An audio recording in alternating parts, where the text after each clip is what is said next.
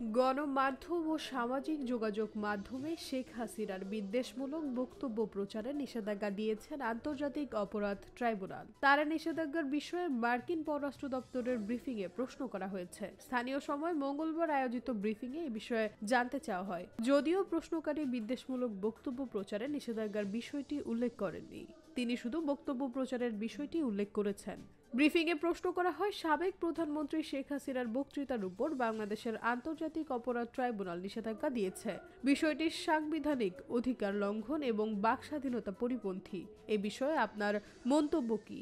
মার্কিন পররাষ্ট্র দপ্তরের ওয়েবসাইটে বলা হয়েছে, এ বিষয়ে প্রশ্ন করা হলেও তা নিয়ে কোনো মন্তব্য করতে রাজি হননি দপ্তরের মুখপাত্র ম্যাথিউ মিলার। ব্রিফিংয়ে প্রশ্ন করা হয়, সম্প্রতি ডক্টর ইউনূসের প্রভাবশালী উপদেষ্টা ও সাবেক প্রধানমন্ত্রী শেখ হাসিনার পতনের মাস্টার মাইন্ড মাহফুজ আলম পশ্চিমবঙ্গ, ত্রিপুরা এবং আসাম সহ ভারতের অংশবিশেষকে নিয়ে একটি বিতর্কিত সোশ্যাল মিডিয়া পোস্ট করেছেন। তার এ ধরনের মন্তব্য দক্ষিণ এশিয়ার আঞ্চলিক স্থিতিশীলতার জন্য ঝুঁকির কারণ হতে পারে। মার্কিন সরকার কি এই বিবৃতিটিকে উদ্বেগের সঙ্গে দেখে কিনা এবং আঞ্চলিক শান্তি ও স্থিতিশীলতা বজায় রাখতে এ ধরনের বক্তব্যের বিরুদ্ধে যুক্তরাষ্ট্রের দৃষ্টিভঙ্গি কি? জবাবে পররাষ্ট্র দপ্তরের মুখপাত্র ম্যাথিউ মিলার বলেন, তার এমন মন্তব্যের বিষয়টি আমার জানা নেই। আপনি আমাকে যা পড়ে শোনালেন এর বাইরে এ বিষয়ে আমার জানা নেই।